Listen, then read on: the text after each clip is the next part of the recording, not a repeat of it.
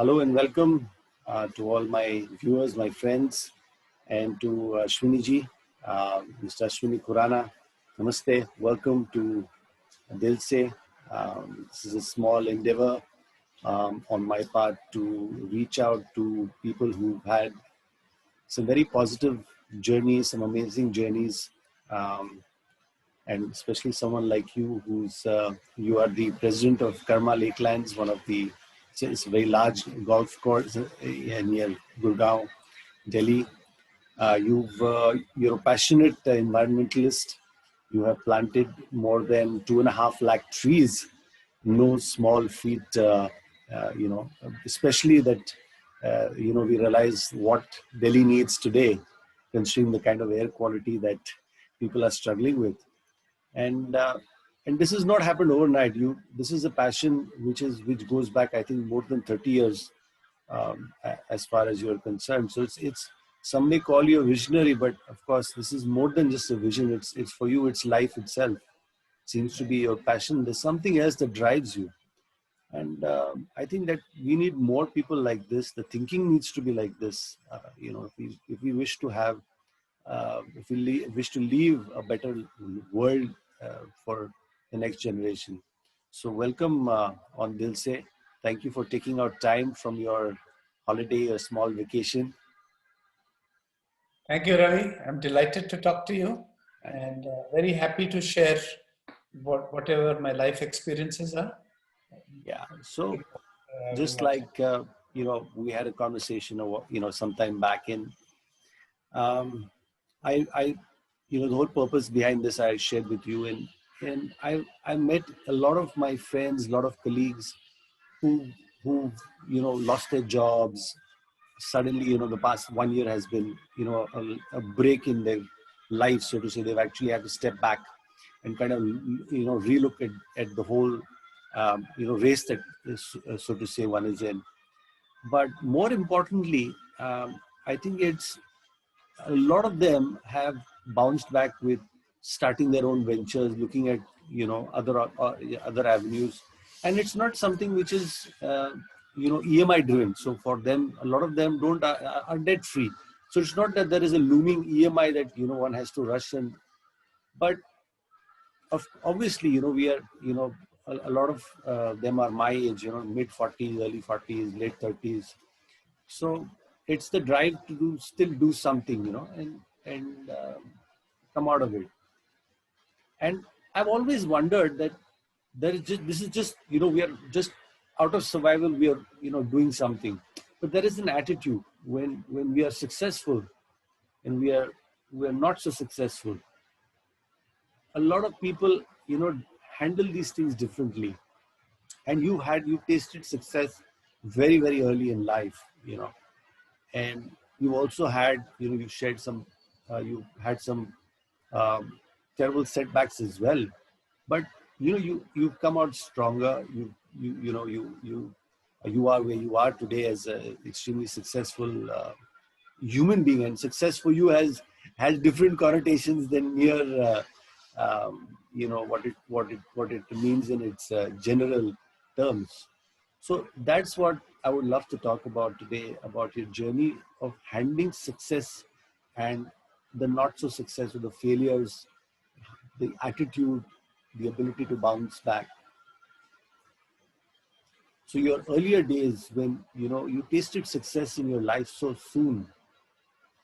You were, I think, one of the highest taxpayers in the country in the 80s. Indeed. Yes.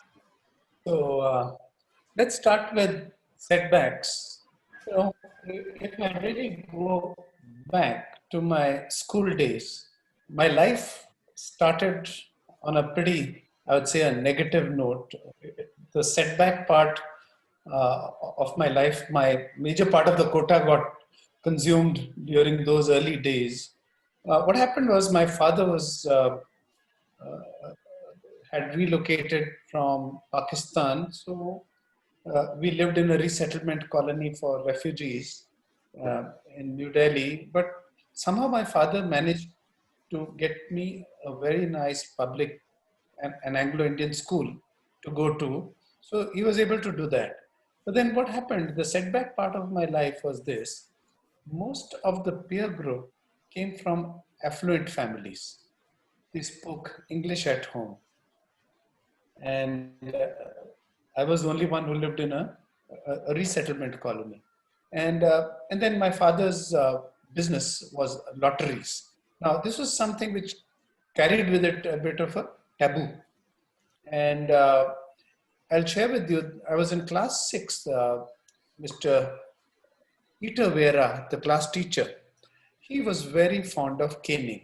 You know, those were the days when you got a serious cane on your back when the teacher was unhappy with you. And a cane meant a real red line on your rear side for the next 7 days. And it stung like anything.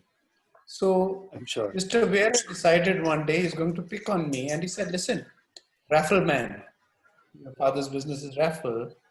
Tomorrow you're going to get me a winning raffle ticket. And once you get me the ticket, a few days later, the prize winning numbers list is gonna bring. And then if you don't bring the ticket tomorrow, you get caned. If you bring the ticket, but I don't get to see the winning numbers on time, you get caned again. And if I do not win, then again, we'll have some fun, you'll be caned again. And Oh mind my you, God. this man was wicked because he delivered on it. I was Oh, indeed times. Now, what happened was it was not just the caning. The peer group got a lead. And children can be very wicked, especially to the ones they can, they got a handle on. yeah, So yeah, a lot of the bullies in the class, they got a great handle on me when they saw the teacher browbeat me and cane me. And so everybody put me down. Hey, raffle man, your father sells lottery tickets on a bicycle on a street corner. Oh, get me to become a lakpati. The works. So this led to actually an abused childhood, which went on for a long time, many years. But then when I look back, the beauty was, I don't know why, I have no clue why. If anybody asked me, what do you plan to be when you grow up? And my line was, I want to be in the lottery business. That which caused me all the browbeating and humiliation was making me a very strong fighter and a stubborn. This is what I'm going to do for a living. And it's not that I told myself and the world that, I'll show what I can do, but this is what I'll do. And then fast forward many years later, at the age of 21, I did enter the family line of business. Thankfully, my father, who was quite a control freak, wouldn't delegate. Thankfully, he started a separate lottery company in which I was one of the five partners. But my father, other than the initial handholding, stepped back to run his own business of lotteries. So we, as a family, had two lottery businesses. I was a part of the other one where I could find expression. Our styles of working were opposite. And I started my life selling 1 rupee lottery tickets on a retail counter. And by the time I was 28, I was almost selling 4 to 5 crore lottery tickets a day. And wow, at age 21, I was India's highest income taxpayer.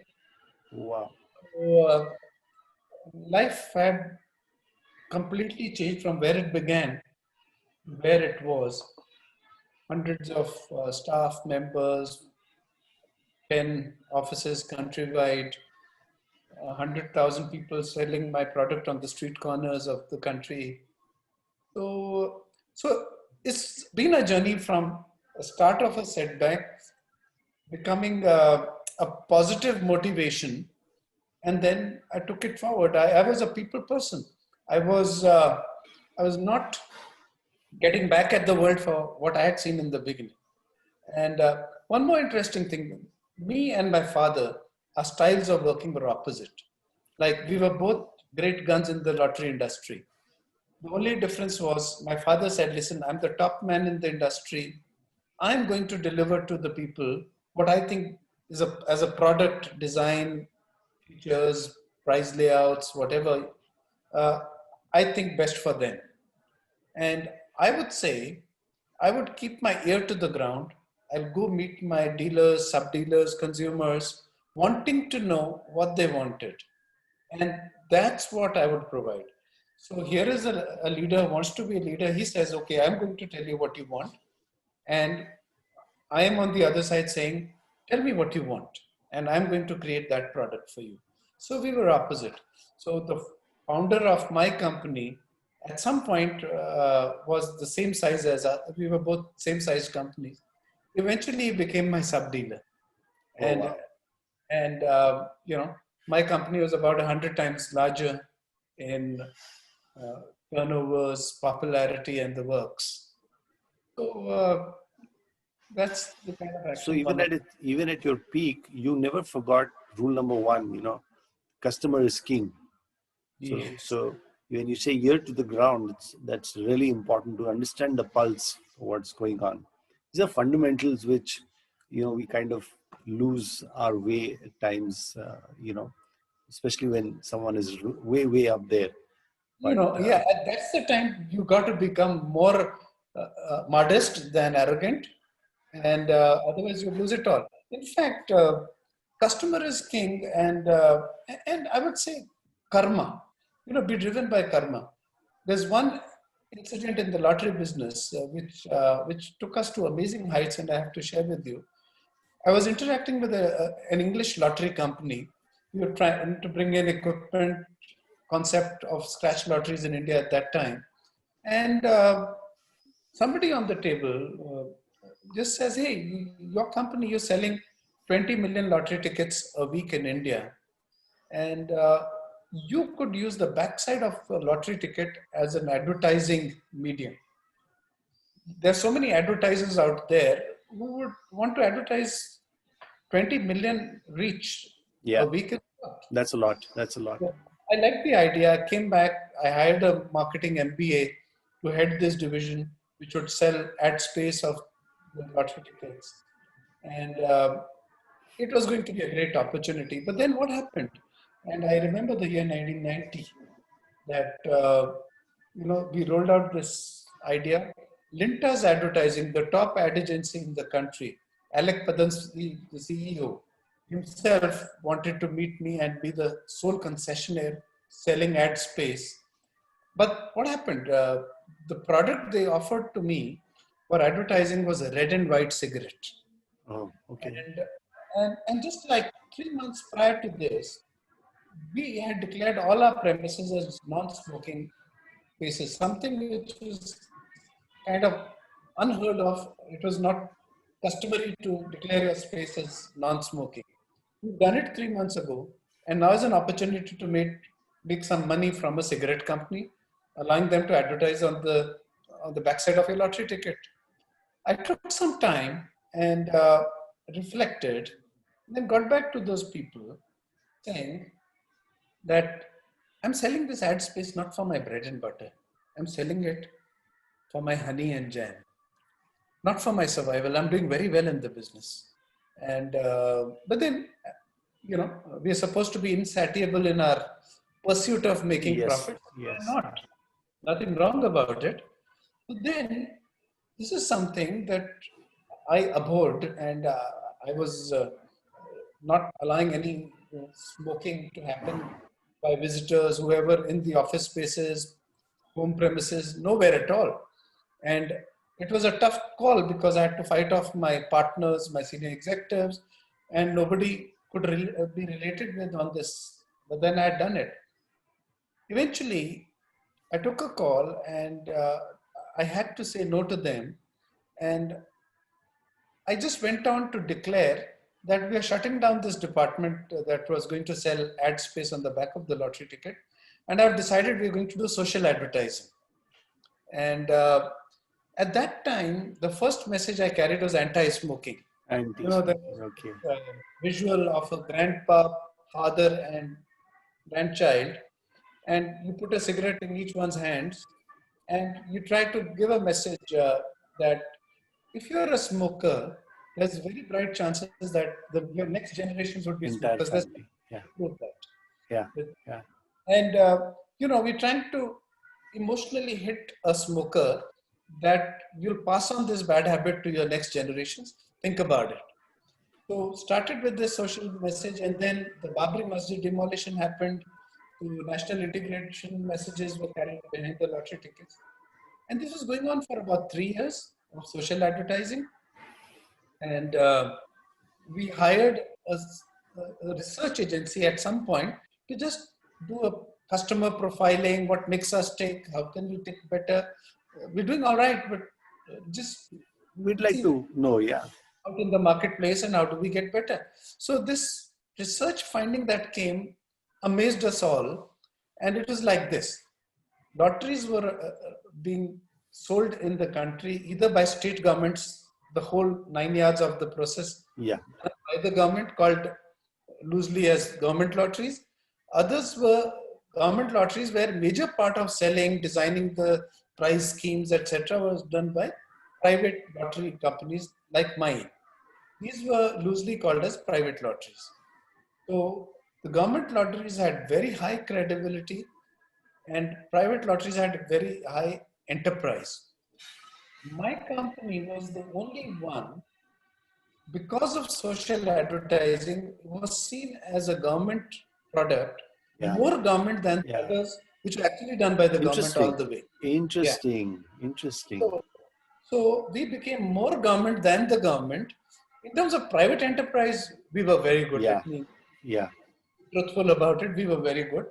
But this deadly combination was uniquely available only to one company in the country, which was my company. Because this was not a business strategy. I would call it karma. And there was a larger purpose. I don't like smoking. I would openly go out and abhor it. However, if I did tell my people who said, why are you doing this? I said, listen, if I was going to sell cigarettes or tobacco for my livelihood so that I could put bread in my children's mouth, there would be nothing immoral. Killing somebody to feed your children who are starving is not immoral. It's a survival thing. Right. But for your honey and jam, you can afford the luxury of being principled. And can you imagine in 3 years' time, because we were a deadly combination of government style credibility and enterprise, we'd moved from 2 crore lottery ticket sales a week to 5 crore lottery ticket sales a day. Wow. And So that's 50 million a day. 50 million a day was what we reached from 20 million a week. And Yeah, just and one major strategy, social advertising, which is not even a strategy. In hindsight, it was strategy. It was our karma which took us there. right, right. Because to say no to a tobacco company and who has deep pockets, and I'm sure that must have been a lot of money to say no to. And you walk the talk, so you believed in the fact that this was harmful, and not too many people would have gone for it. And I'm sure, like you say, that you have to kind of literally have a face off with your partners, because I'm sure that's a lot of money you said no to. There's something Karma. very, you know, exactly, karma. Another thing, we were in the lottery business. The lotteries that we sold majorly were pretty much designed as recreational lotteries. Something, let's say, I would equate it to Tambola. Tambola is Yeah. recreation. You've done tambolas in clubs and private groups and Right. had some laughs. Somebody wins a few hundred rupees here and there. A few people lose some money. But it's not an addictive product that tempts you to put your life savings or the money that you save to marry off your daughter later Right. in a few days of gambling.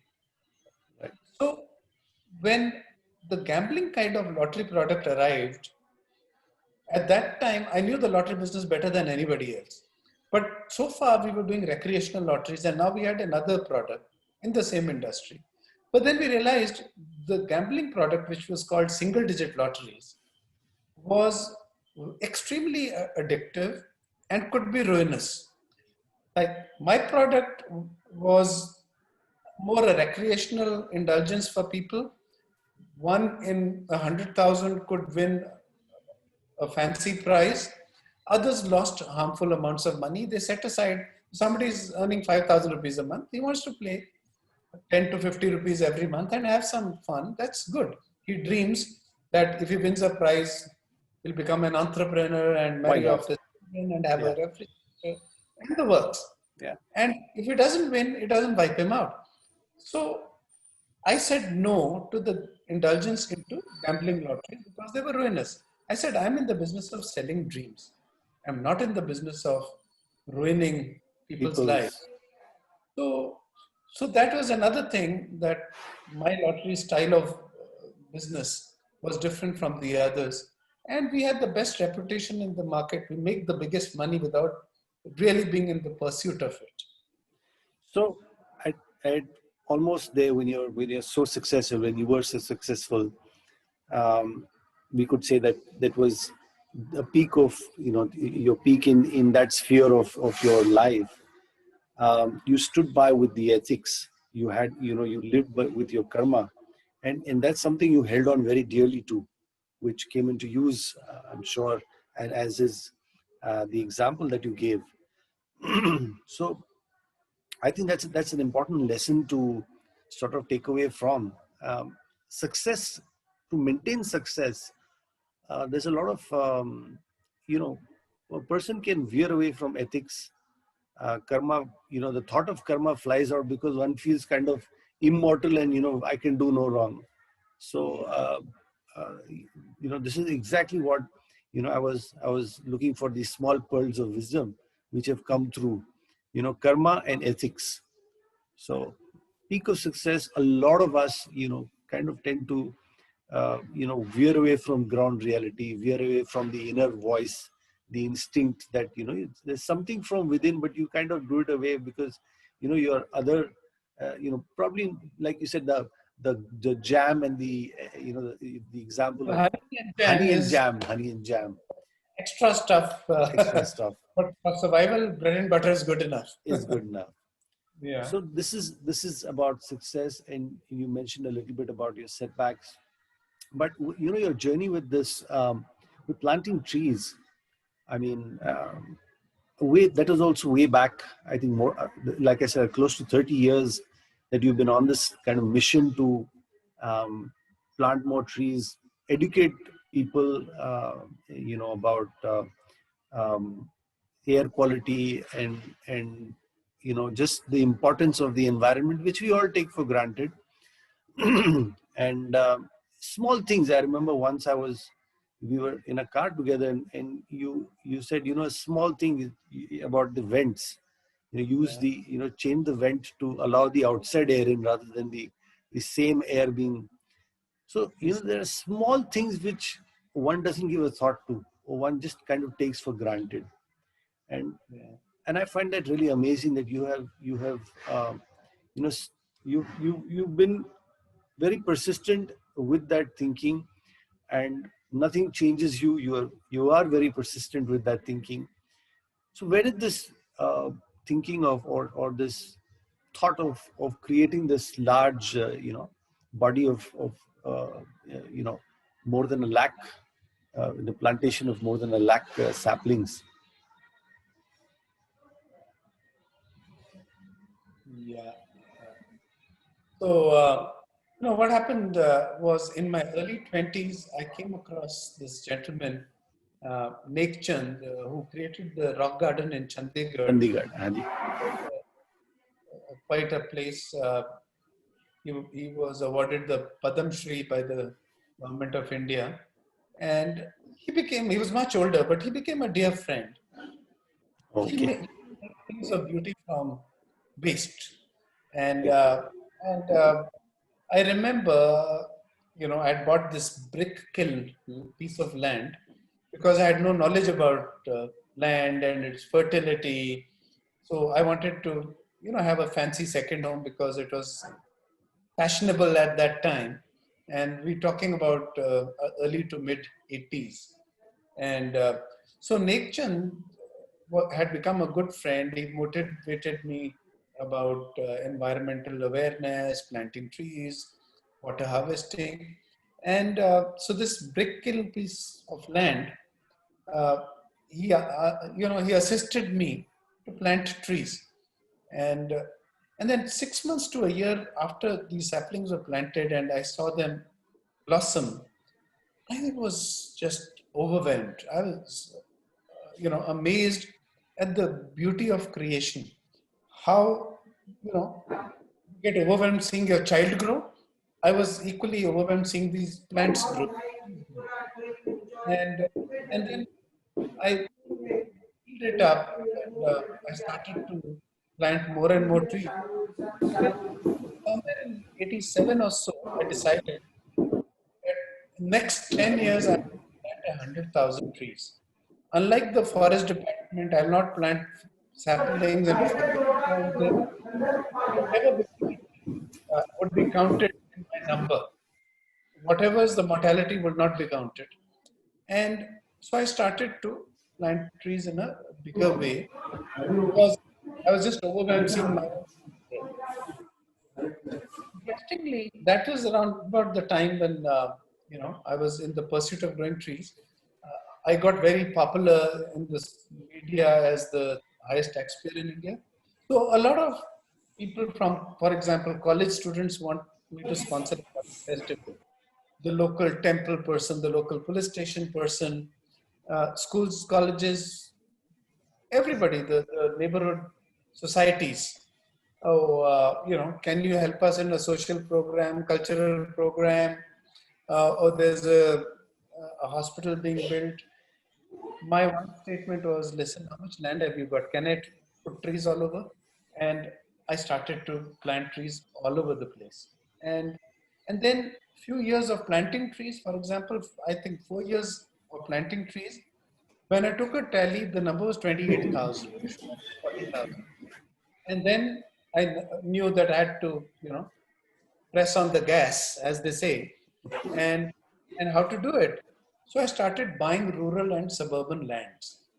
And people ask me, why are you buying so much of lands in the boondocks? Nobody's going to look at them. You know, when you're young and you've done well, you want to own a tower, a commercial tower, or a fantastic residential building. It satisfies your ego. I was buying lands in the boondocks. Nobody could be shown off of my Yeah. achievements. But the pursuit is not that. Pursuit is I got to grow more trees. My 10,000 trees planting a year is not happening. I have to scale up my work. And if you look back, had that time the indulgence in rural suburban lands, the investing been in pursuit of appreciation of profit, you know, when values go 10 times, 100 times, you would exit because at some point you'll feel you're fully priced or overpriced. It's expected to come down. You will never hold on to any investment when it grows 1,000 times, which means a 1 lakh% growth. In my 20, 30 years of dabbling in rural and suburban lands, I've seen values grow over 1,000 times and I've held on because the pursuit is not returns. The pursuit is I'm holding on to the land to grow trees.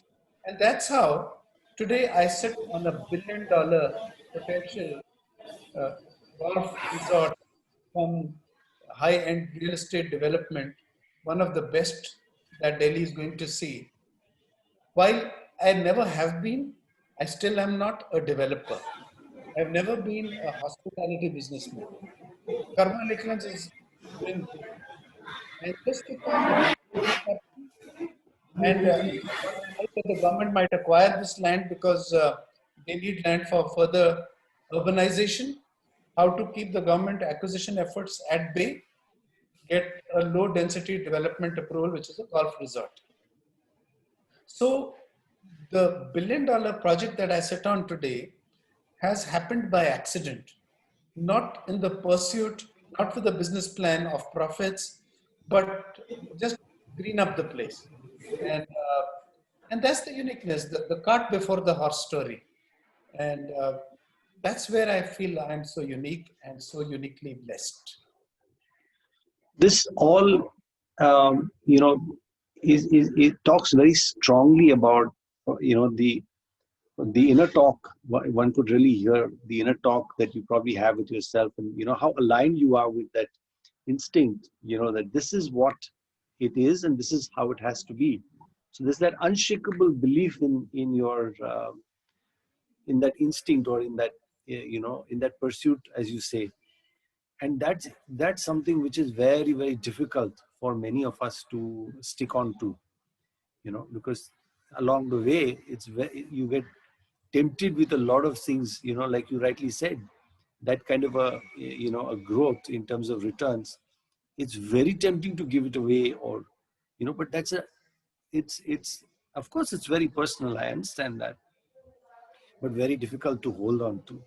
So all that we have been talking about is, I hear this very strong instinct, very strong aligned individual, who is absolutely very clear, and who is not going to be shaken off his, this is how it is. And you have seen with your past how it has manifested only, for the good of all. It's had a positive outcome for all. The setbacks that it's how difficult has it been for you to, what I mean to say is, how difficult has it been to plant these trees, to ensure that they actually thrive? So what goes into, because if we talk of mass plantation, how does it actually work? If you could share, planting so many trees, and how difficult or how easy is it? I'm sure it's not easy, but how difficult? Uh, that's interesting. I remember this school that approached me to support their cultural programs, school festival. And I said, listen, how many acres of land do you have? Do you have enough trees on your periphery, outside your boundary walls, next to your parking lots, and all? He said, come have a look. I said, okay, I'll visit, I'll swing by. So I went to the school and they showed me around. We walked around their outer periphery, internal areas, the boundaries. And I said, oh, you can easily have 3 rows of trees, 2 rows inside of your boundary and 1 row outside of your boundary. And I'm happy to spend as much money as it takes. How many gardeners do you have? Okay, I'll send 2, 3 gardeners to hold hands, irrigation and all, and for a few months. And after that, your team can take over. And they said, oh, okay, okay. Although we came to you for a different purpose, but anyways, happy to allow you to grow trees in our place. And this goes back 25, 30 years. That school looks like a mini forest today. And, Lovely. and then, so these were things that were happening every now and then. The interesting thing was, I remember the local police station where my office was. I happened to meet the police in charge there, somehow bumped into him socially, and he says, oh, you're a large, very popular commercial organization. How can you be of use to us? I said, oh, sure. I drive past your police station every day, and you could do with some more trees in your campus. And he says, sure, send in the people, dig the holes, bring the trees. I said, but you have to promise that you'll get them to be watered and looked after. He says, sure, but you'll have to also gift us an irrigation pipe. So I said, okay, you got water, right? I'll give you the pipe, I'll get the trees planted. And we did like 250 trees. But in less than a year, we saw about 90% of the trees died. And so that was, I was unhappy about it. But a very interesting episode happened when Kiran Bedi was the IG prisons at Delhi, Tihar prison. Right. I knew her well. We played tennis together at some point. And there was an NGO called The Family that was doing good work with the jail inmates, their healing and stuff. So the family and I approached Kiran Bedi that we want to grow trees there. And we've heard that the Tihar prison makes its own compost from leaf fall and kitchen waste. And we could use the same compost they're making inside the prison.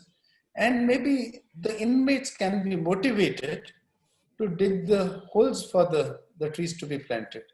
And She was a dynamic lady, and she says, sure, the inmates will be motivated, and you just bring in the trees and do whatever best you can.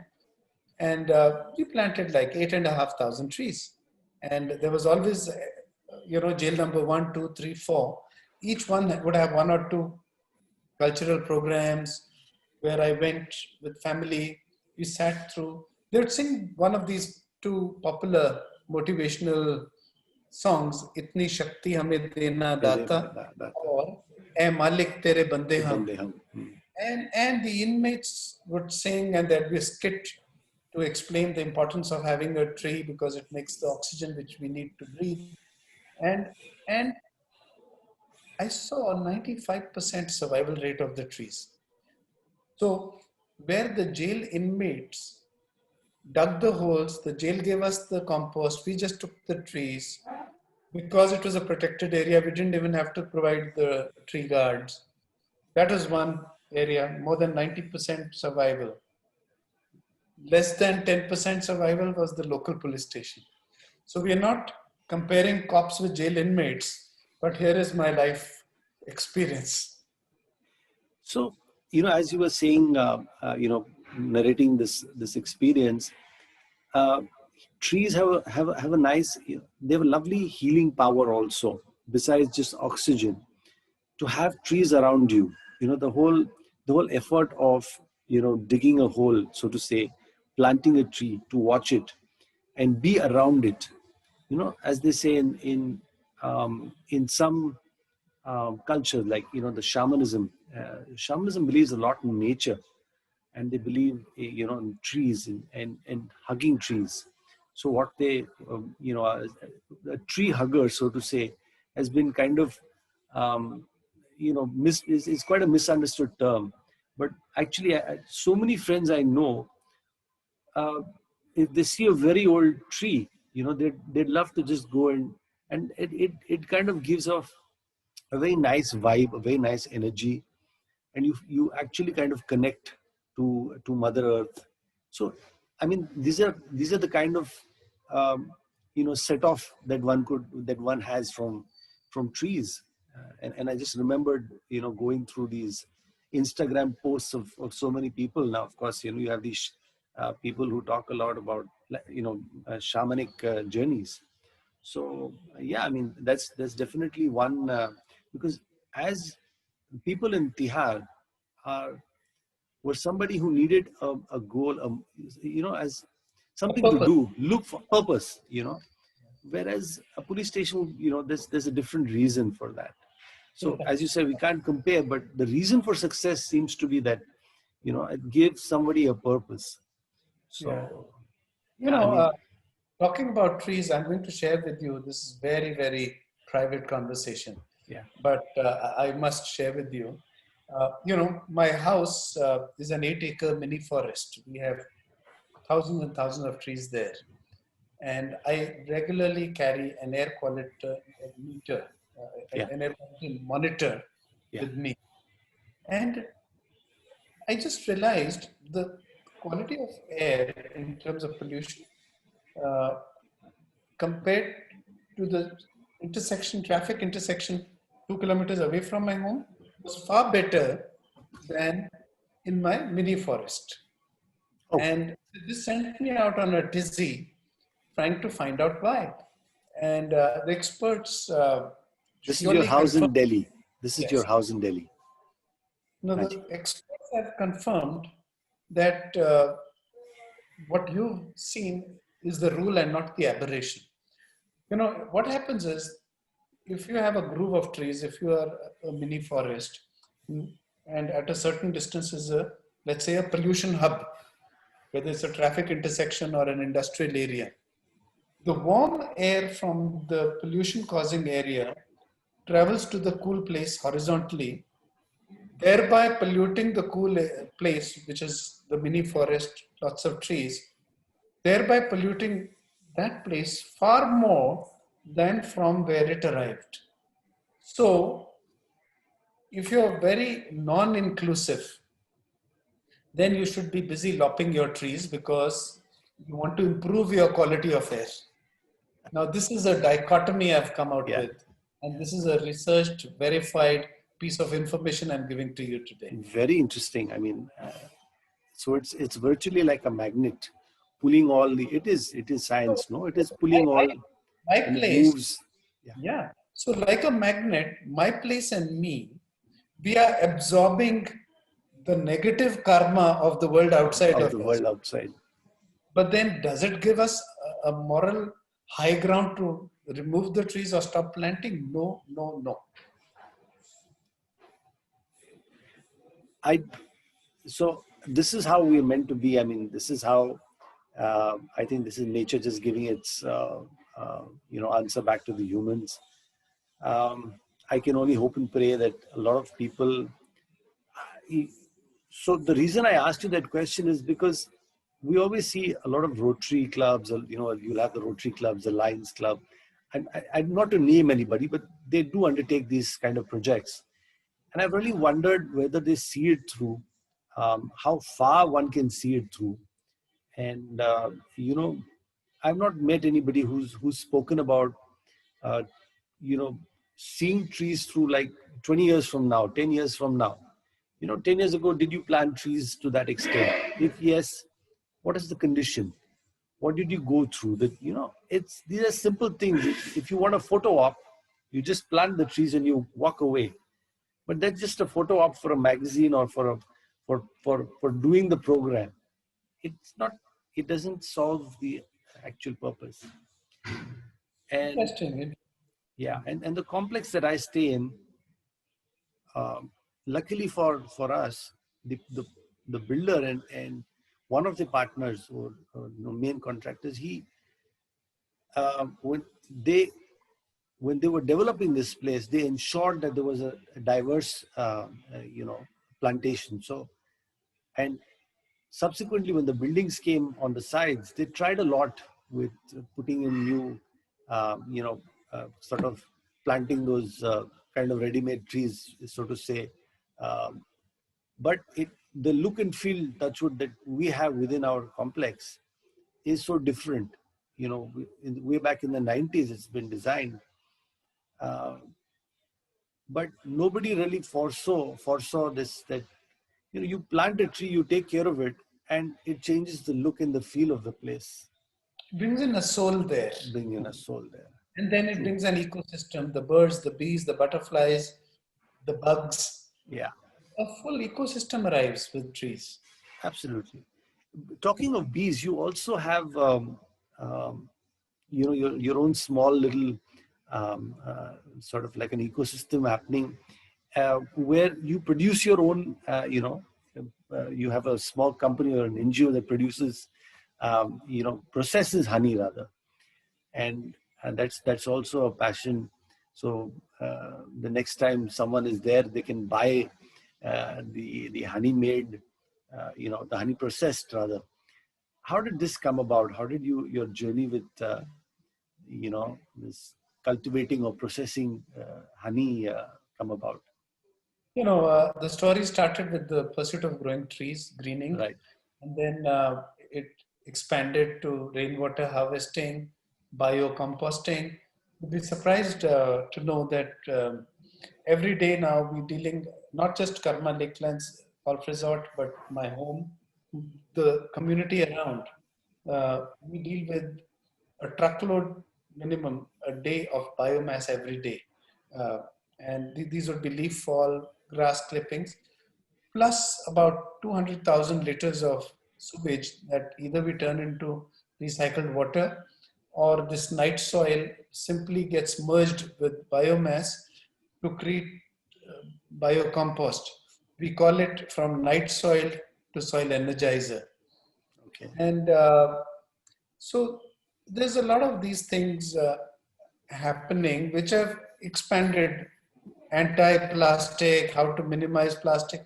For example, in our restaurants at Karma Lakelands, we would more or less refuse to give you a plastic bottle, so-called mineral water, and we would try to convince a customer that our house-treated water in glass bottles is far more healthy for you and for the planet than you would pay us exorbitantly to buy the so-called mineral water in a plastic bottle. So we wouldn't serve straws. Last 4 years that the restaurants are open, a plastic straw would not be given with your drink. And if a customer really insisted, then a paper straw would be given. And the creatives are very funny. It says, suckers suck straws. You rather be a sipper than a sucker of a Okay. drink. And these small things, the campus is no horn. Yeah. So if anybody honks, the guards, the gardener, anybody, an engineer, whoever in the staff is walking by will flag down a honking car and remind them, listen, sir, you cannot honk here.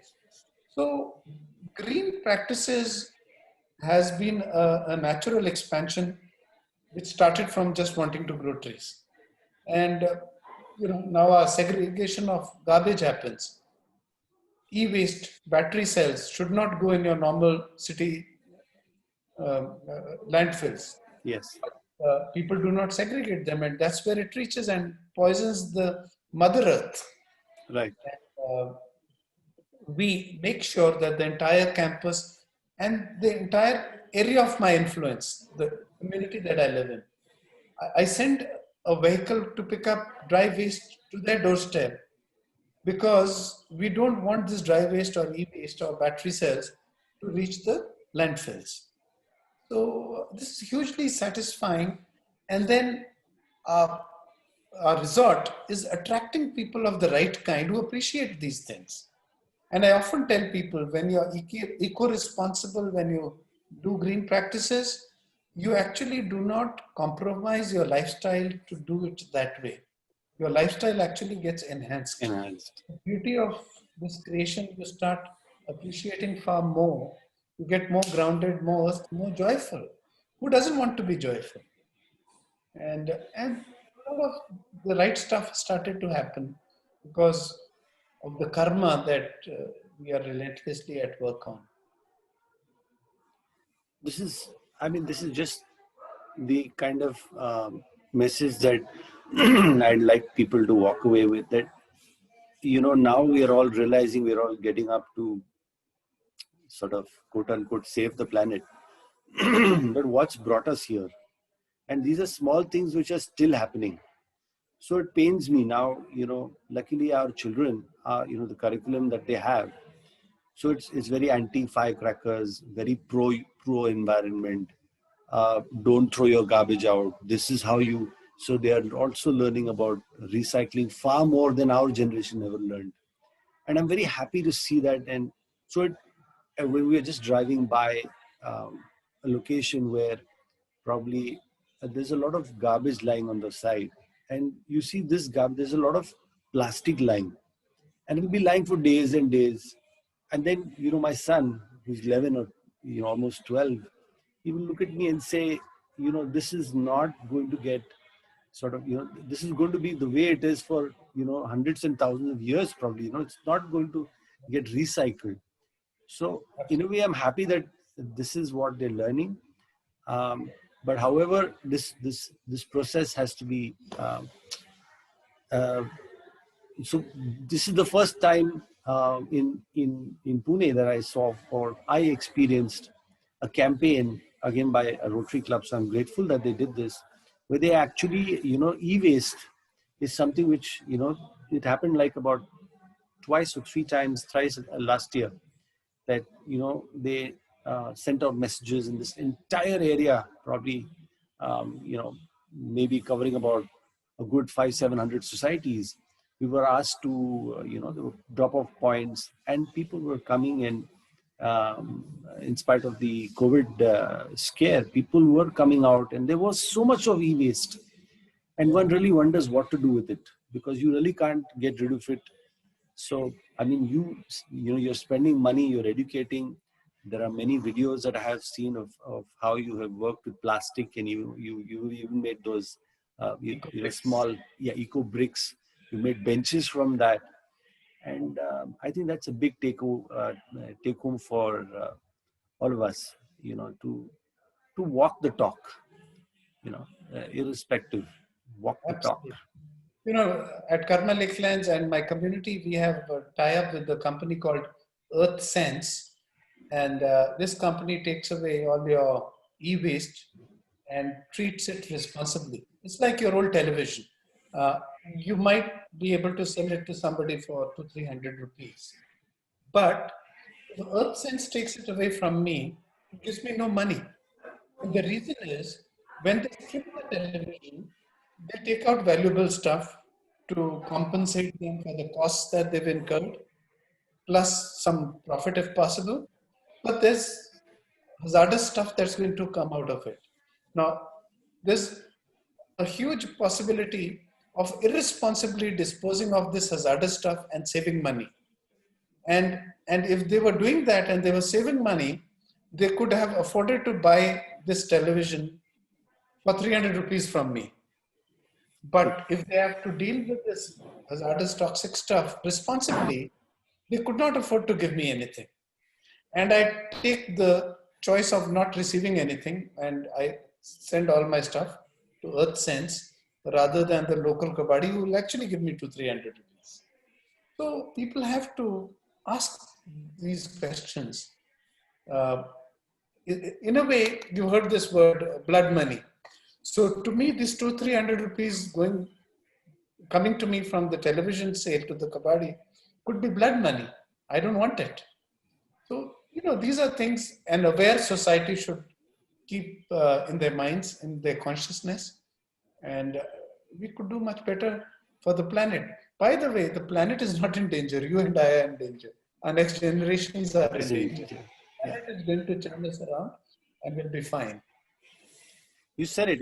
It has to be an aware society. There's so much of conditioning, so much of patterns that this is how it's done. This is how it's done. It just carries forward without actual thinking, stepping back, and analyzing where we are going. So I think, and I hope that we're awakening um, more towards this. Maybe I am more aware to what I was 2 years back. That is why I see more, or I'm attracting more people who seem to be more aware about this. But I really hope that this is a movement that really picks up speed. We seem to have lost connectivity with Ashwani ji. Yeah. Yeah, The yeah, signals are dropping now. yeah. So I think that's a cue. It's lovely. It's been a lovely interaction. Thank you once again for taking out time. And you're on vacation, so um, enjoy the rest of your vacation. And I seem to have lost him. So thank you, friends. And that was Ashwini ji. I will post. Can we have him back on?